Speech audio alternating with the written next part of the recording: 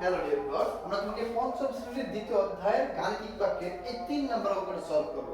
দেখো অঙ্কটা সলভ করার আগে সবচেয়ে বড় অঙ্কটা পড়ে দেখি যে আইমান বাজার থেকে ক সংখ্যক ডিম কিনলো। আইমান বাজার থেকে ক সংখ্যক ডিম কিনলো। এই ক সংখ্যক বলতে কি বোঝাচ্ছে? ক সংখ্যক বলতে বোঝাচ্ছে কিছু পরিমাণ ডিম কিনলো। সেটা একটা হইতে পারে, সেটা দুইটা হইতে পারে, সেটা পাঁচটা দশটা এনিথিং হইতে পারে। সেইটা বুঝেছে ক সংখ্যক, কিছু পরিমাণ, কত আমরা জানি না। ক সংখ্যক ডিম কিনলো এবং সে দোকানদারকে মোট ক সংখ্যক টাকা দিল। এখন দোকানদার থেকে যখন তুমি ডিম কিনবা, দোকানদারকে টাকা পরিশোধ করা লাগবে না। এখন কয়টা কলা কয়টা ডিম কিনছে সেটা বলছে ক সংখ্যক, বলে দেয় না কত টাকা ডিম। এখন একটা ডিমের দাম কত টাকা? 12 টাকা। এখন তুমি একটা ডিমই কিনছো, না দুইটা কিনছো, না পাঁচটা কিনছো, না 50টা কিনছো, সেটা কি বলে দিছে? না, বলে নাই। কি বলছে? ক সংখ্যক। তাহলে তুমি যখন দোকানদারের টাকা দিবা, টাকার কথা কি বলতে পারবা যে দোকানদারকে 24 টাকা দেওয়া হলো, 60 টাকা দেওয়া হলো? কারণ আমাদের তো কয়টা ডিম কিনছে এখানে বলেই নাই। এইটাই মূল অঙ্ক যে তিনি ক সংখ্যক কলা কিনছে, একটা কলার দাম ক সংখ্যক ডিম কিনছে, একটা ডিমের দাম 12 টাকা, আর সে পরিশোধ করেছে ক সংখ্যক টাকা। এই হলো ব্যাপার। তো দেখো এক নম্বরে কি বলছে, ক আর খ এর মধ্যে সম্পর্ক। তাহলে আমরা একের যদি সমাধান করি, ক আর খ এর মধ্যে সম্পর্ক কি? দেখো ক হলো কলার পরিমাণ, ক কি? কলার পরিমাণ। 12 কি? 12 হলো কলার দাম, তাহলে গুণ দিলাম, এই যে দাম। এই দুইটার দাম যখন গুণ করো তখন কি হবে? খ সংখ্যক টাকা পরিশোধ করতে হবে। ধরো কলার দাম যদি 1 টাকা হইতো, তাহলে 12 কে এত গুণ 12 সমান 12 কে 12 টাকা দেয়া লাগতো। যদি কলা দুইটা হইতো তাহলে 2 গুণ 12 24 টাকা দেওয়া হতো। যদি কলা তিনটা হইতো 3 গুণ 12 সমান 36 টাকা দেওয়া হতো। তো ওরা এই যে সংখ্যাগুলা, এই কলা যে কয়টা সেটা বলে দেয় না। যদি বলে দিত তাহলে আমরা পাওয়া যেতাম। তো সুতরাং এইটাই তোমার একের সমাধান হলো, এইটাই তোমার সম্পর্ক। এটাই কি? এটাই তোমার গাণিতিক সম্পর্ক, এটাই তোমার উত্তর তুমি লিখতে পারো। এখন দেখো আমরা 2 নাম্বার দেখি।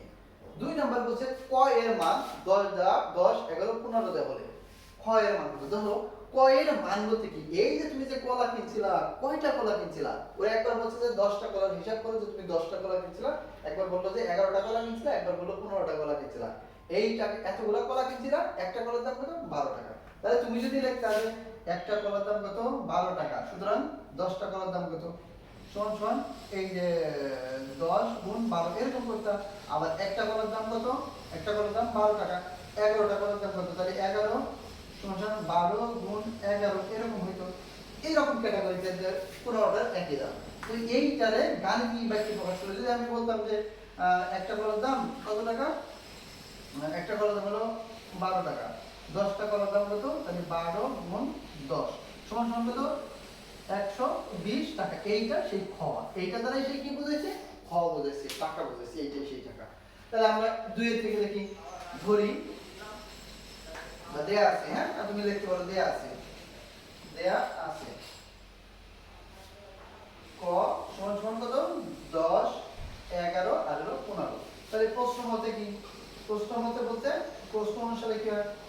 প্রশ্ন মতে কি হয়? এই যে ক, ক গুণ 12, ক গুণ 12 দিলাম কেন? দেখো একটা কলার দাম 12, তুমি কয়টা কলা কিনছো এটা হলো কলার পরিমাণ, যে ক সংখ্যক কলা কিনছে, কত কলা কিনছে সেটা বলে নাই।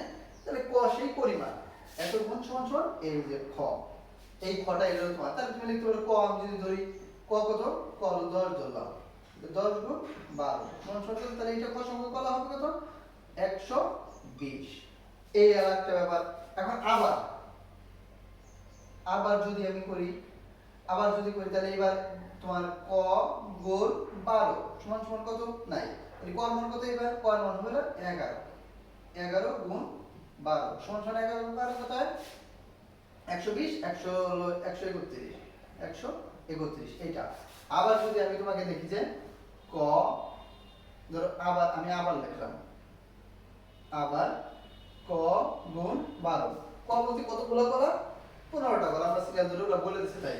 আর একটা কলার দাম কত? 12 সমান সমান কত?